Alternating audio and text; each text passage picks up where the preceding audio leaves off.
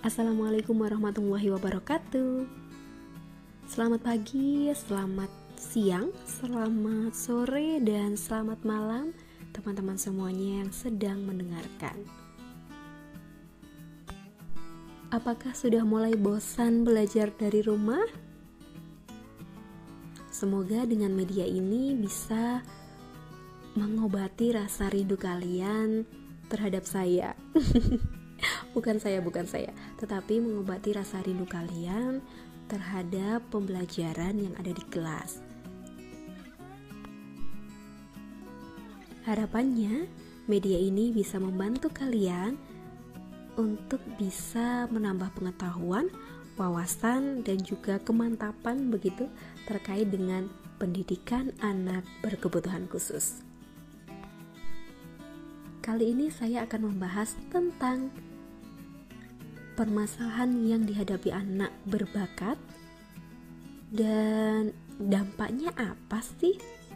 Lalu apa yang harus kita lakukan? Solusi apa yang bisa kita berikan untuk anak-anak yang berbakat ini? Yuk kita simak bersama-sama.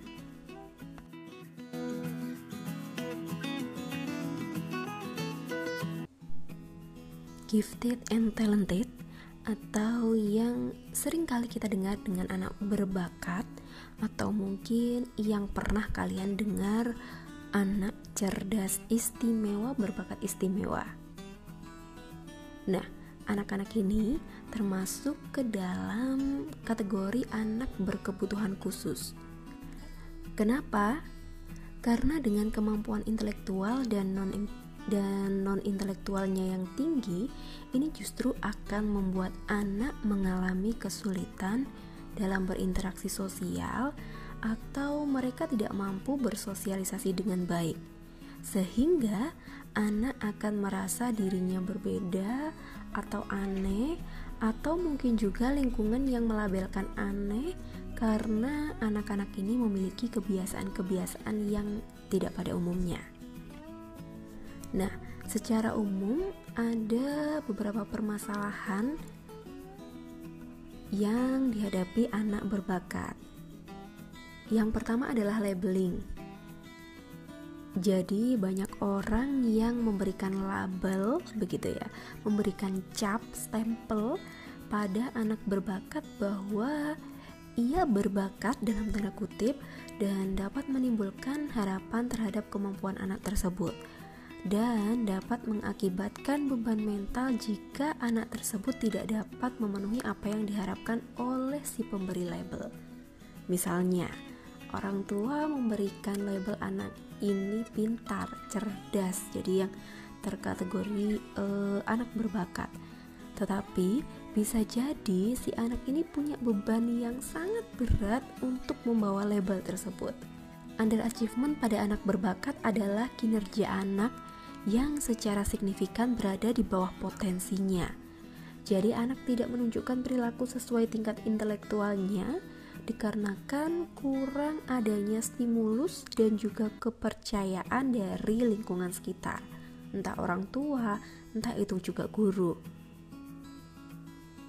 Misalnya nih, ketika ada anak berbakat yang seperti tidak mampu mengerjakan soal-soal ujian, mungkin karena merasa jenuh oleh situasi yang monoton ketika pembelajaran.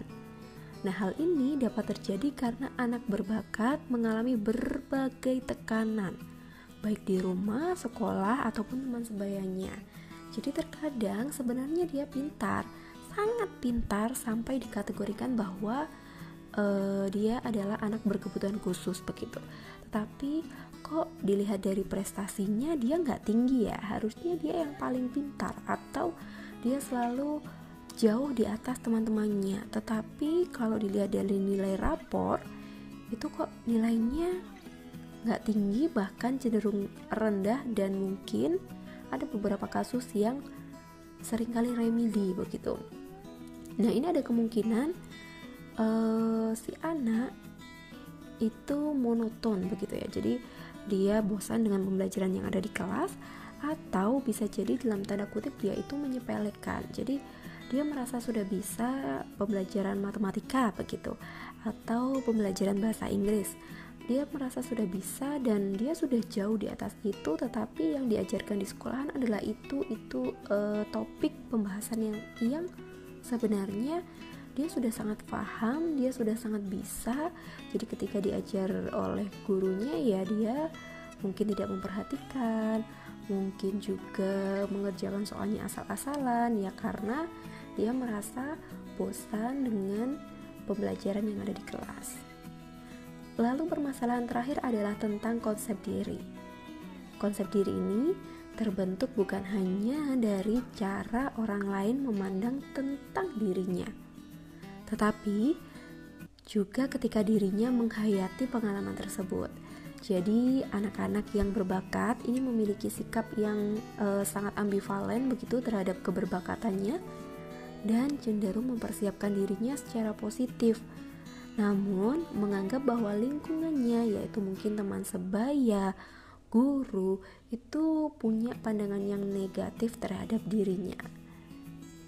Maka dari itu, anak-anak yang gifted and talented atau yang berbakat ini tadi, dia masuk ke dalam kategori anak berkebutuhan khusus karena memang kebutuhannya yang tidak sama dengan teman-teman sebayanya. Dia mungkin juga takut begitu ya, kalau misalnya dia tidak dapat memberikan yang terbaik sesuai dengan label dari orang tua ataupun orang-orang sekitarnya. Permasalahan berikutnya adalah tentang memberi nilai atau grading dalam bentuk angka. Pemberian angka bagi anak berbakat sebenarnya ini juga dapat menimbulkan permasalahan jika angka yang dimilikinya tidak menggambarkan kemampuannya. Angka seringkali sebenarnya tidak cermat. Artinya mungkin sering kurang mencerminkan kemampuan yang sebenarnya, terutama bagi anak-anak yang berbakat. Jadi disarankan agar pemberian angka harus dilakukan secara hati-hati dan lebih mengacu kepada penilaian berdasarkan kriteria. Jadi tidak serta-merta langsung diberikan nilai 100 begitu ya, tetapi ada kriteria atau pengkategoriannya tersendiri. Mengatasi penilaian yang kurang cermat bagi anak berbakat ini dapat dilakukan dengan self-diagnose. Jadi pemeriksaan kembali apakah pekerjaan dapat menjadikan siswa menyadari apa kesalahannya dan mengapa kesalahan-kesalahan tersebut dibuatnya. Jadi tidak melulu langsung keluar angka misalnya nilainya 90, 95, 100 dan lain sebagainya. Jadi lebih kepada self-diagnose saja. Lalu selanjutnya adalah underachievement.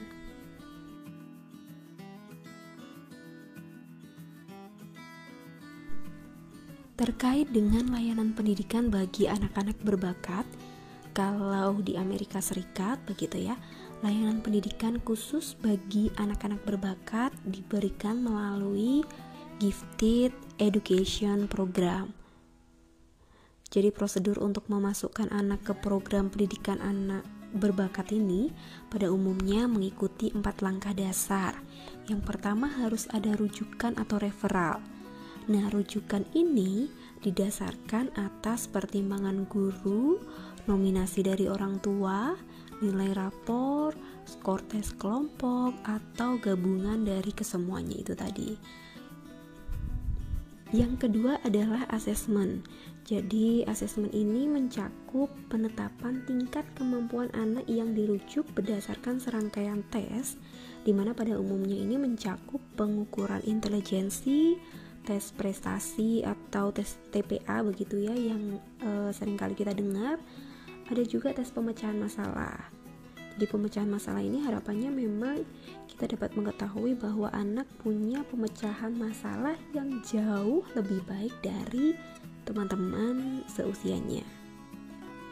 Yang ketiga adalah seleksi. Seleksi ini dilakukan hanya setelah anak di-asesmen dan dinyatakan berpotensi memiliki keberbakatan dan tingkat kemampuannya pun juga sudah ditetapkan. Lalu yang terakhir adalah penempatan. Keputusan penempatan kesempatan ini didasarkan atas informasi-informasi yang sudah ada sebelumnya, jadi dari rujukan, dari asesmen, dari hasil seleksi begitu, dan sesuai dengan kebutuhan anak serta pilihan program yang tersedia. Program khusus untuk pendidikan anak berbakat ini memang sengaja dibuat karena anak-anak berbakat mempunyai kebutuhan pendidikan khusus begitu. Maka dari itu mereka dikategorikan dalam ABK begitu ya. Dan anak-anak ini telah menguasai banyak konsep ketika mereka ditempatkan di satu kelas tertentu, sehingga sebagian besar waktu sekolah mereka akan terbuang percuma. Mereka mempunyai kebutuhan yang sama dengan siswa-siswa lainnya, yaitu kesempatan yang konsisten untuk belajar bahan baru dan untuk mengembangkan perilaku yang memungkinkan mereka mengatasi tantangan dan perjuangan dalam belajar sesuatu yang baru. Nah, ini tentu akan sangat sulit bagi anak-anak berbakat memenuhi kebutuhan tersebut bila mereka tetap ditempatkan dalam kelas yang heterogen. Nah, itu tadi kan untuk di Amerika Serikat. Untuk di Indonesia sendiri nih, gimana pendapat kalian? Bagaimana dengan Indonesia? Menurut kalian, adakah penanganan khusus bagi anak-anak berbakat di Indonesia? Silahkan dicari informasinya dan jawabannya saya tunggu di kolom komentar ya.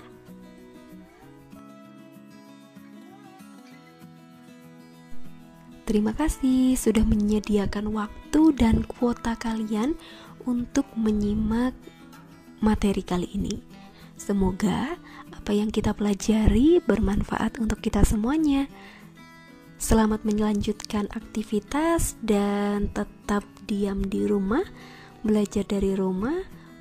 Sampai berjumpa di episode berikutnya. Wassalamualaikum warahmatullahi wabarakatuh.